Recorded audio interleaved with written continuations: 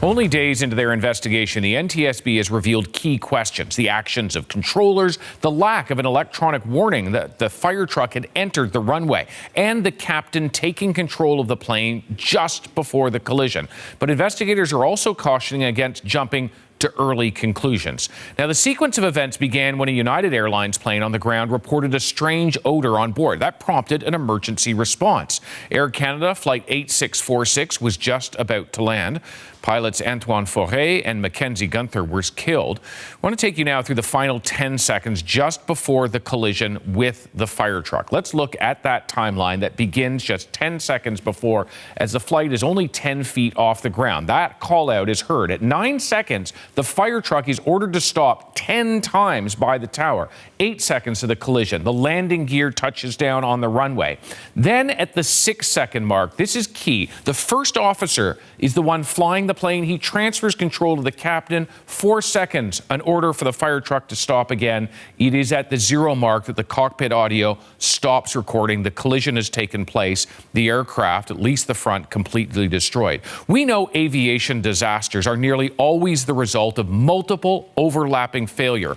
One key question here is what controllers could see on their screens. Marianne Domain's been looking at that, particularly as it relates to the fire truck and whether a warning was generated indicating that a truck was entering the runway. The answer is no. It did not have a transponder, which would, according to the NTSB, have triggered that runway warning system. In fact, the NTSB says that there is no indication that not only did that truck involved in this crash not have a transponder, no vehicles at LaGuardia Airport had a transponder. And as a result, it would be harder to properly track the movements of vehicles moving around runways like runway 4 where this incident happened. Also, that means that radar information may not be as precise, and that could also impact situational awareness. We know that the NTSB chair, Jennifer Homendy, has said, in her opinion, that fire trucks really should have this, not only to trigger these warnings, necessary warnings on runways because of any incoming dangers or conflicts that may be arising in real time, but also the fact that other airports have vehicles with transponders all across the country. So not required to have them, but in past incidents have been recommended multiple times. Absolutely. So will this be a recommendation as a result of this investigation into what happened there on Sunday evening? That is definitely a possibility. And then there's the fact that this has been a concern that has been raised reportedly for decades. We know definitely over the past few years in particular, because of the safety concerns raised by pilots and those working in the industry. And we heard this from aviation journalist Mark Miller. The fact that that truck didn't have a transponder, I'm sorry, that's just outrageous. That's crazy. This is an extremely busy airport. I've talked to a number of pilots, some Canadian, some American, and we're hearing stories that pilots have been talking among themselves that this was kind of an accident waiting to happen. There have been concerns raised about LaGuardia for months now, maybe years. And now we are dealing with this investigation, the fear that many were trying to flag that something like this could happen. The surface detection system also did not go off. That's something that should have alerted authorities and controllers about any conflicts on the runway. That didn't go off. One possibility, according to the NTSB, is the fact that there were multiple vehicles in that area. It may have been hard to track the movements of individual vehicles. Also, a radio transmission was stepped on. It was blocked because of an incoming call. And of course, that is being looked into. What kind of crucial information may have been missed as a result of that? Yeah, lots of questions. Who was it was trying to make that call? Right. Was it the fire truck trying to make that initial call? These are the things we don't know. There's a lot that we don't know. One thing we do know, though, which surprised me as a layperson, is that in the control tower that night at one of America's busiest airports were only 2 controllers. 2 controllers working that overnight shift, wearing multiple hats. They were doing multiple jobs, including ground and local control. To give you an idea of just how busy LaGuardia Airport is, one of the busiest in the entire country there, about 1,000 flights fly in and out of that airport every day. Now, when you break it down, there are rules. They can't have more than 71 scheduled operations per hour. They do have room for 3 unscheduled operations or unscheduled flights to come in, but it is controlled. Still, for 2 people to keep an eye on that has been raising concerns, again, like the issue of the transponder for many years when it comes to workload and the issue of fatigue. And that's something the NTSB chair also addressed in the update yesterday. In this situation for the midnight shift, it is standard operating procedure that they only have 2 on duty, and those 2 perform the duties of other controllers. Our air traffic control team has stated this is a problem, that this is a concern for them for years, that they have had this concern for quite a long time. I can understand it's a concern, especially if there's a heavy workload. Coming out of this tragedy, David, we're hearing multiple things. Concerns, historical concerns, the word problem, and the fact that people have been trying to raise concerns for quite some time when it comes to officials there. The NTSB says that's part of the investigation, also looking into updating the system, which they say is quite old, of course, out of the interest of safety. All right, Marianne, thanks very much. What have we learned 3 days after this accident? Let's reach out to the former director of accident investigations at the Federal Aviation Administration. That is Steve Wallace. Steve, good morning to you. Good morning. I want to focus on the cockpit voice recorder. We've got some of the details, not the actual audio of the pilot speaking, but the indication of those final 10 seconds. What should we take away from these early indications of what the pilots were saying, what they were hearing, and what was happening? Well, based on everything that several people just said, I mean, if I can take away one thing, it's a human error. I mean, this system in the U.S. airlines, this is a Canadian airline, but it's operating transparently with the U.S. ones, operate about 27,000 flights a day. And then with the general aviation one, the air traffic system's controlling like 45,000 flights a day, 2.5 million passengers on U.S. carriers every day, more than 5,000 aircraft in the airspace of the United States operating at one time. So,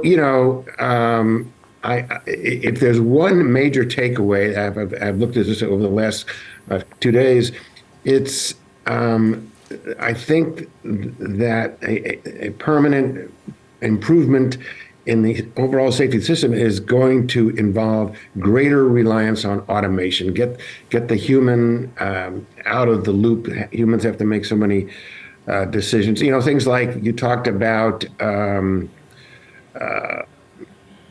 transmissions getting stepped on. Those things happen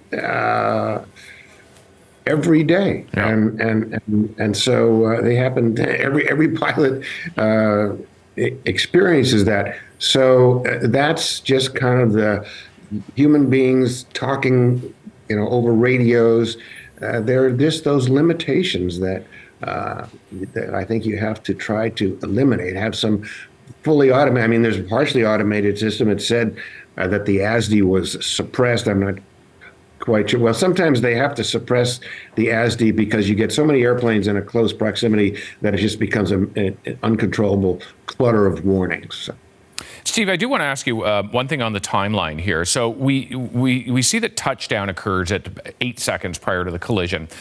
2 seconds after that, 6 seconds before the collision, the captain takes control, presumably says something like "my aircraft," takes positive control from the first officer who's conducted the landing. Part of the reason that interested me is we have the question of whether the pilots did whatever they could to try to avoid. Did they do maximum braking, as some of the passengers have suggested? I would also note that the captain on his side of that aircraft, the CRJ 900, I think we can show a picture of it here to our audience, the steering wheel on the ground, what's known as the tiller, is only on the captain's side of the aircraft. Is it possible that he was taking control? It's called the tiller. We see it there in the picture. Is it possible he was trying to take control to take evasive action? Yes, it's unusual. I would look at two reasons. One is that aircraft, I wasn't really aware of this, but many airliners only have the tiller, which just sort of physically steers the nose wheel. And you can also do that with your feet, with the rudder pedals to some limited extent. But when you're taxiing tight little spots, you can command the nose wheel directly and to greater angles on most aircraft with the tiller. And it's not unusual that the tiller is only on one side of the airplane, and that would probably typically be the left side. So yes, transferring control like that. I mean, the captain can say "my airplane" anytime. It's maybe more likely to happen with sort of a rookie co-pilot and a gusty crosswind landing or something like that. Not so likely on the ground, but it's not a normal thing. But you use the exact words, "my aircraft," and that's an inviolate order from the captain. So. Lastly, I would take from you the question around what we know of the circumstances faced by the controller, one of just two in the tower, dealing with aircraft in the air and vehicles on the ground simultaneously. Evidently, air traffic controllers are trained to be multi-skilled professionals. But for those of us who don't hear this kind of radio traffic every day, it seems like a lot. Well,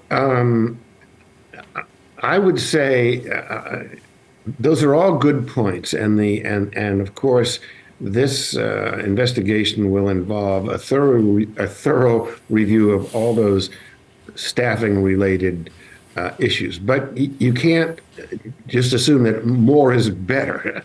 You having one person controlling the runway, for example, even if say there's a helicopter crossing, sort of like the situation we had, a year ago at Reagan, and an airliner, having one person controlling both segments can work out better sometimes. So. The investigation is just starting. There'll be a thorough review of staffing issues, and the investigators and all the regulators are just saying, what can we do to make sure this never happens again? That's their focus. But I just would go back to the point: more controllers is not necessarily better. Right. And you make the very good point that the investigation is in its earliest days, a process that will take many months. All right, Steve Wallace, thank you very much for your time. Thank you.